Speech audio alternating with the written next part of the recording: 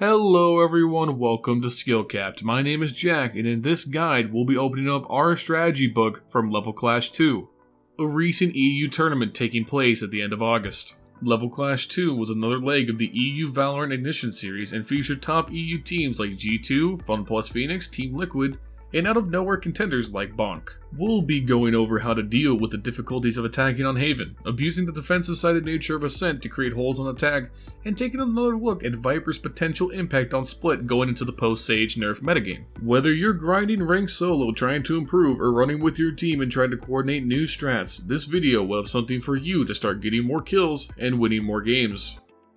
But before we get into that, are you struggling to win gunfights? Well, don't worry, we've got you covered at SkillCapped.com. You'll finally learn how to level up your aim, different techniques to win gunfights, and so much more. We have professional courses on every single agent, map, and mechanic in Valorant. This is backed by the top pros, players, and coaches to make sure you're getting the most up-to-date and accurate info possible. In fact, we're so confident that you'll improve using our system that we offer a rank improvement guarantee. Check it out yourself in the link below. Simply put in what rank you're currently stuck at and find out what rank you're guaranteed by using our system. So what are you waiting for? Unlock your true potential and get the rank you've always wanted at SkillCapped.com, link in the description down below. With that said, we're starting off on Haven today, and we're going to take a look at pistol rounds in a bit more depth. Specifically, which pistols should you be using? Now, the pistol meta is very well defined, and it's basically run by the Ghost. It's got that ability to grab one taps within his damage fall off range. It's accurate and easy to spam, and offers up that nice quiet sound to help you keep a lower profile, especially if you're by yourself or in an off angle. Oftentimes it feels like people choose the classic because they need to buy other things that takes the Ghost outside of their budget. But while certainly inferior as a single fire accuracy weapon compared to the Ghost, there are a few things that make the classic stand out as a situationally amazing weapon in Valorant. The big things here being the ability to buy both light armor and have access to the classic's alternate fire, the burst shot. The burst is a simultaneous 3-bullet shot in a shotgun-esque random pattern. It fires with a longer delay than the normal fire of the classic and opens up the door for the classic's viability in the pistol meta. It's very easy to secure one burst kills with the classic with enough practice, and it offers up the benefits of being so random that you can essentially run and gun with it and even jump shot with it, despite the nerfs to its accuracy while doing so. You combine this with the access to light armor and suddenly you can viably duel a Ghost, and getting into our first round today, we can see that play out beautifully. Here we have Ninjas in Pajamas playing against Bonk in the semifinals on Haven, and Bonk are going to execute a simple C long take that will go off without a hitch due to Nip setting up with this no C player retake defense that we broke down in more depth in our Pop Flash strategy book. The round starts and NIP players push through B and into mid-yard and find an early pick on Aaron as the rest of the Bonk players move on to C to get the spike down. With the spike down, 3 Bonk players creep into Garage, which is an interesting call in my opinion. Instead of settling into a post plant on site, they know that Aaron was picked mid and thus Garage would be a regrouping area for the defenders, and trying to get control of that right away could secure the round outright. It doesn't go that way for them, and NIP trade 2 for 1 and control of Garage, leaving Ziz and Bonkar in a 2v4 situation. Ziz gets absolutely ruined by a remarkable shot by Rhyme, and suddenly it's Bonkar alone with the classic to try and win the round. He turns and jumping bursts Lucker, hitting him with 2 bursts for the first kill as he swings around box for cover from the Garage push. Bonkar gets an insane swing of luck by getting put up on Nip's Sage Wall, letting him hit Faroth with a quick burst into a jump burst for the frag. He reloads, jumps, and gets Kriya with his 3rd burst classic frag, and at this point he's able to play the box and Sage Wall to run out the time. The thing is, if Bonker had a Ghost in this situation, the odds of him getting all of these frags in this exact sequence would be unbelievably random. The classic's burst needs to be respected more, and if you're someone who struggles with hitting consistent headshots with the Ghost, pick up the classic, grab some light armor, and learn how to use the pocket shotty. Moving to our next round, we've touched on previously that one of the biggest issues with attacking on Haven is that oftentimes you have to push into either ridiculously hard to blow open sites in C and A, or deal with unreal post-plant defenses like on B. We also, in our very first video, talked about using fakes on B to open up the A site. But what about going even further and selling a fake C to make the A site as free as possible? That's what Bonk execute here. The round starts off with some trades of intel towards both C and A long. Very standard stuff here, nothing unusual. About 20 seconds in, Ziz takes a poke out of short A, trades some Spectre shots, and shoots his paranoia through the site. This usually means an A push is coming, but Bonk quickly back out and start the full rotate towards C Garage.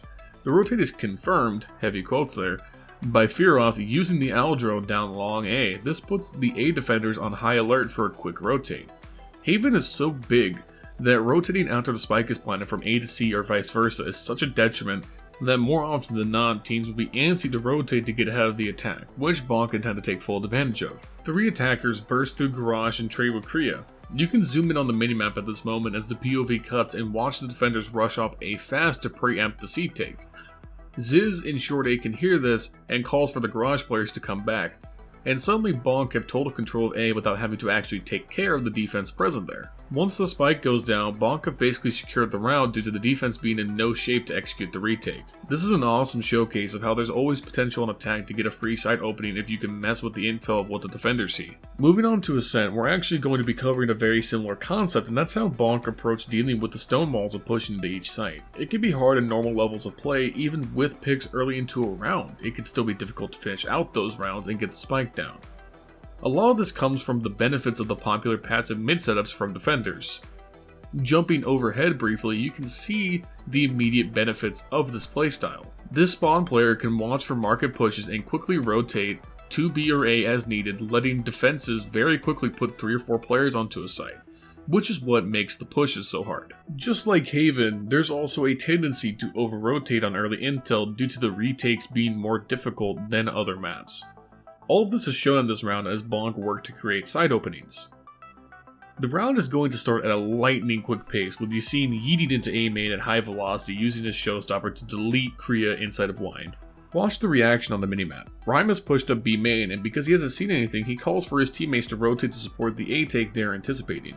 What they didn't account for was the mid presence of Bonk, allowing Aaron to get the pick, and suddenly NIP are in a tough spot. Is Bonk going to follow up on their A pick and go there, or are they going to follow up on the B pick and go for that site instead? What's interesting is that you can almost see a comical hesitation by Bonk themselves, like they don't know what site they should push either, which we've all seen in our ranked games. Thankfully, level heads prevail and Bonk make the right call to push B, completely ruining the over-rotate by NIP. NIP don't even bother trying to retake because it would take so long, and it already being a 3v5 makes it an absolute waste of economy. Now, we only got a brief look at some of them, but Aaron on Bonk showcase unique Cypher setups on Ascent's defense. The first setup is for an A hold. From spawn, roll out towards garden, and the first lineup is for a catwalk door Cypher cage. In the archway entering tree room, line up on the left wall here. Then the crosshair position is a bit precise, it's on the lighter patch of the wall and between these 2 darker bricks. It might be a bit different depending on your personal crosshair settings, but with a bit of practice it's easy to nail consistently. Paired with a simple tripwire in the doorway, this allows you to really lock down any catwalk pushes and not be messed up by someone finding the cage early. The rest of the setup is really standard, tripwire and normal cage inside of A main, then it's personal preference for camera locations. I like to throw one early into main for intel of a quick push, but it's not super important. Side note, if someone develops a Cypher cage setup for A main that is better than just in the middle of the runway, that would be great. But I'm not a Cypher main and can only huck cages by myself for so long without losing my mind. Moving on over to the B side again, we see another very sneaky cage location, which also doubles as a cool one-way spawn for Viper smokes if you are good at throwing Viper smokes, which I am not. Simply line up here on the landing area of market, then aim at this point on the arch and throw. The cool part of this cage is that it doesn't cover all of B main. It creates a funnel to where other attackers would need to push through the cage, thus giving away the exact moment they do so. I like this as opposed to a traditional cage that would just delay the attack. With this one, attackers may want to get brave and try and take a peek around the cage, making something like an operator at alley, stairs, or even market quite deadly. The rest of this setup is very standard with tripwires in main and speedway, another cage to either bolster main, a second one in the same spot is not a bad idea either in my opinion, or in market. The camera was once again highly preferential, but I still very much like this one that we showcased in a previous guide. Moving on to our last map for today, we are back at Split looking in on the marquee matchup for this tournament in my opinion, which was the semifinals match between FPX and G2, the current best 2 EU teams in my opinion with the slip of Team Liquid in recent outings. At this point in the match, FPX are doing their best to get the most value out of their Killjoy on offense, which is currently her biggest downside. A lot like how it feels weird to play Cypher on attack, Killjoy struggles when taken out of the defensive environment. However, Killjoy doesn't have the benefits of smoke equivalents and a forward intel utility like a camera. She has her alarm bot to act as a tripwire, and nanoswarms to out defensive hiding spots. But what about her turret? Seems like it would be relegated purely to post-plant duties. But what if you can use it for other purposes? That's what FPX execute in this round. The round will start and a normal smoke will go out from G2. It blocks A main and stops an early push from the offense, but FPX also blocks the side of A main so that they can isolate the fight towards ramp. Now it's not uncommon for defenders to creep these smokes to keep an eye on the ult point and watch for attackers doing the same. So FPX do something real smart here. To scout for players close on the smokes as well as someone hard holding from ramp, they drop the Killjoy turret through the smokes near the ult point. It would either shoot the players at ramp, alerting the offense to that person, or be shot by the player close A main because they would react to that sudden movement and give away their location as well. That's what happens here. Jisoo bite this bait turret perfectly and allows FPX to burst through their smokes and get picks on both of the A defenders. It's great use of very defensive utility to act as a decoy, and it secures the site straight away for FPX, allowing them to set up a sturdy post plant.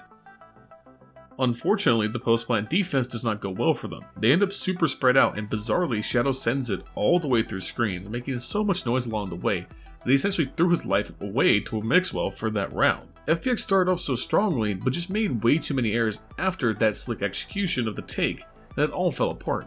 I mean, look at the mini-map here. They have two players still in mid trying to decide if they want to push through ropes to heaven or rotate all the way around through spawn. They choose to go sewers to A main, and that just ends up taking too long. By the time they're there, G2 have already started to secure the site and start the defuse process, pretty much forcing them into a situation where they need to try and deal with David P, who's somewhere not near the bomb while Mixwell defuses, but still prevent Mixwell from getting that defuse, and it's just too much. Moving over to our grand final matchup, we find G2 and Bonk battling out in a close-fought first half. And here Bonk pull a play straight out of the 10 head 10s playbook by reaching for their trusty Viper pick in the finals. And they used it to incredible effectiveness across this match, and especially in the style of B-take that they used a few times on offense. What they do is set up this interesting Viper wall that cuts the site in a diagonal line, very similar also to the previous time we covered Viper. But instead of turning the wall on and off, FPX intended to use it to enter the site. Look how it leaves a gap kind of towards the back of sight. Keep that in mind. Safe gets an early pick on Pith getting frisky into B main, and he instantly backs out and tosses Viper smoke to cover heaven. Here's a lineup for that.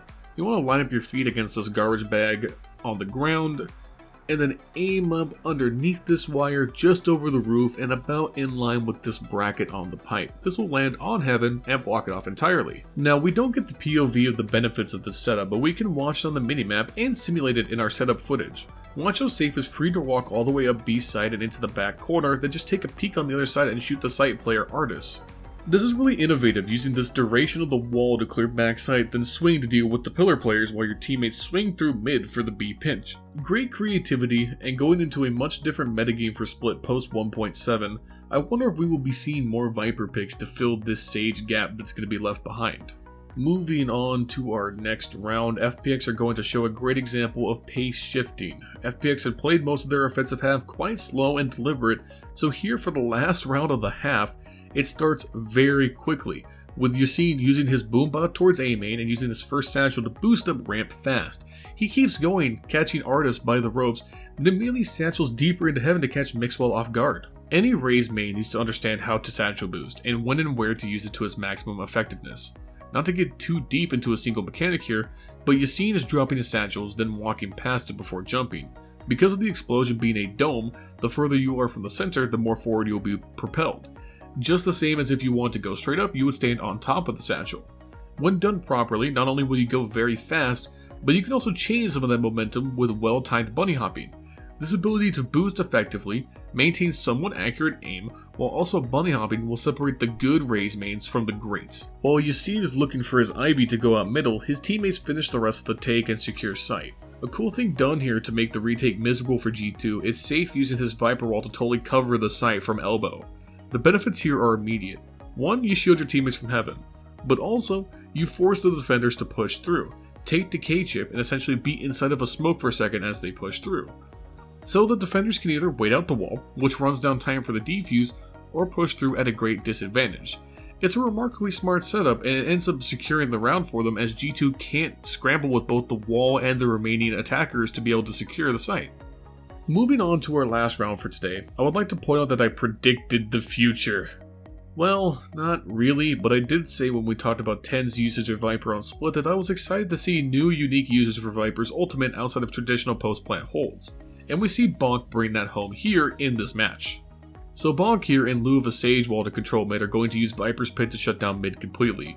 Keep in mind with the changes made to Viper and the balance passes from 1.6, her ultimate now lets her see the red outlines at a further distance, and you also have 12 seconds outside of the Viper's Pit before the ultimate deactivates. So now the strategy to shut down mid isn't instantly ruined by a Rage Grenade, which is a big plus. Another small thing is that the Venom pools inside of the pit can actually kill people. So not only do you put the stress of the attackers not being able to do anything in mid, if someone sneaks up to try and get the pick towards the mail room, they have to go through all of that damage. Sif and Yassine combine for 2 quick frags and basically destroy G2's ability to take mid control. G2 are forced into an awkward situation where they have to push into a very sloppy B take, which gets torn apart by Bonk very quickly. Personally, I think you could do this kind of Viper ult hold on all main chokes of this map, A main, B main, and of course mid. I think all of them would work great, and even if you use it and no one pushes you, you've eliminated a site entirely from the attacker's options, which is unbelievably valuable intel. And remember, if you want to improve, win more gunfights, and get the rank you've always wanted, then check out SkillCapped.com, link in the description below. And that's all we have for today.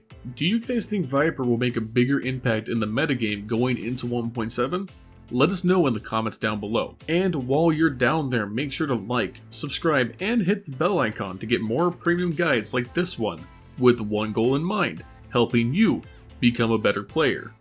We here at SkillCapped want to thank you for watching, and we will see you in the next one.